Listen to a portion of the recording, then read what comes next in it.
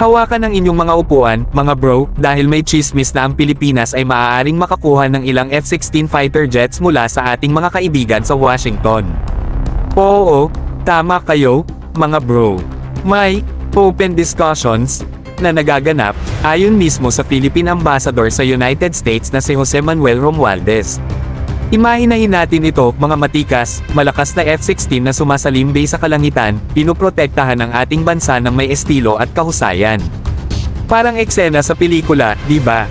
Ngunit kung matutuloy ang deal na ito'y magiging isang malaking pagbabago sa ating kakayahan sa air defense. Talagang isang malaking dagok sa ating kapangyarihan, mga bro. Pero, tayo'y mag-ingat at huwag masyadong ma-excite. Nasa mundo pa tayo ng mga posibilidad. Ang mga usapang diplomatic ay maaaring maging kasing predictable ng panahon. Gayunpaman, ang katotohanang may nagaganap na mga usapan ay isang positibong palatandaan.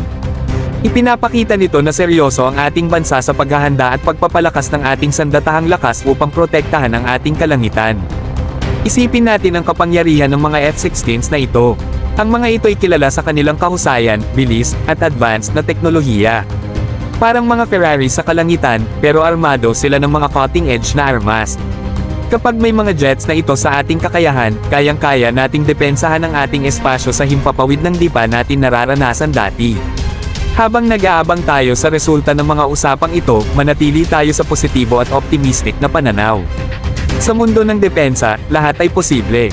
At kung matutuloy ang deal na ito, handa na tayo na makakita ng tunay na kapangyarihan ng himpapawid.